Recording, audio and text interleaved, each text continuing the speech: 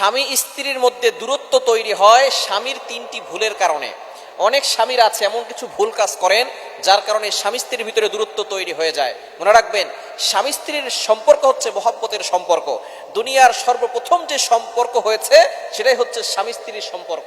হযরত আদম আলাইহিস সালামকে আল্লাহ তাআলা সৃষ্টি করেছেন, এরপরে মা হাওয়া আলাইহিস সালামকে সৃষ্টি করেছেন, এরপরে দুইজনের সম্পর্ক হচ্ছে স্বামী স্ত্রীর সম্পর্ক।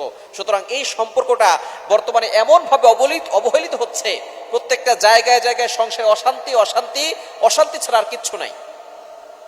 আমরা একটু স্যাক্রিফাইস করতে জানি না। স্বামী স্ত্রী উভয়জনকেই স্যাক্রিফাইস করতে হবে, কিন্তু স্বামীরা কিছু ভুল করে থাকেন। এই ভুলের কারণে সংসারে স্বামী স্ত্রীর মাঝে দূরত্ব সৃষ্টি হয়। এটা যদি আপনি আপনার ভুলের কারণে হয়, অবশ্যই আল্লাহর কাঠগড়ায় আপনাকে জবাবদিহি করতে হবে। এক নাম্বার হচ্ছে স্ত্রীর সামান্য ভুলেই স্ত্রীকে অপমান করা, স্ত্রীকে লজ্জিত করা, স্ত্রীকে রেসপেক্ট না করা।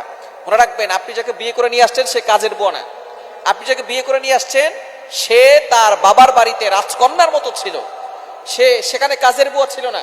প্রত্যেকটা বাবা তার সন্তানকে কাজের বুয়া বলে বড় করে না, তাকে রাজকন্যার মতো বড় করে। সে আপনার বাসায় আসার পরেই যে সঠিকভাবে রান্না করতে পারবে, সবকিছু ঠিকঠাক হবে, বিষয়টা এমন নয়। তার অনেক ভুল হবে, টুকটাক ভুলগুলো আপনি ধরবেন না। কিছু স্বামী আছে সামান্য ভুল হলেই পাগল হয়ে যায়, স্ত্রীকে গালিগালাজ করে, অপমান করে, তাকে সম্মান দেয় না। এই ধরনের কাজ কখনো করবেন না। স্বামীর এই একটি ভুলের কারণে দেখা যাচ্ছে স্বামী স্ত্রীর ভিতরে দূরত্ব সৃষ্টি হয়ে যায়, স্ত্রীর মনে ভালো থাকে না। স্ত্রীর মনটাকে সবসময় চাঙ্গা রাখবেন, তাহলে দেখবেন আপনার সংসারে সুখ আসবে, শান্তি আসবে। স্ত্রীকে কখনো অপমান করবেন না। দ্বিতীয় নাম্বার হচ্ছে স্ত্রীকে অবহেলা করা, স্ত্রীকে গুরুত্ব না দেওয়া। আপনি অফিসে গেছেন, অফিস থেকে আসার পরে স্ত্রীকে একটু সময় দিবেন, কিন্তু না, বর্তমানে মোবাইল এসে এমনভাবে আমাদেরকে মোবাইলের ভিতরে আসক্ত করে ফেলেছে যে আমরা বাসায় আসার পরে সন্তানকে সময় দেই না, স্ত্রীকে সময় দেই না, আমরা সময় দিই মোবাইলকে। অফিসে সারাদিন মোবাইলে থাকে, কাজের ভিতরে ব্যস্ত থাকে, যতটুকু সময় পায় মোবাইল চালায়।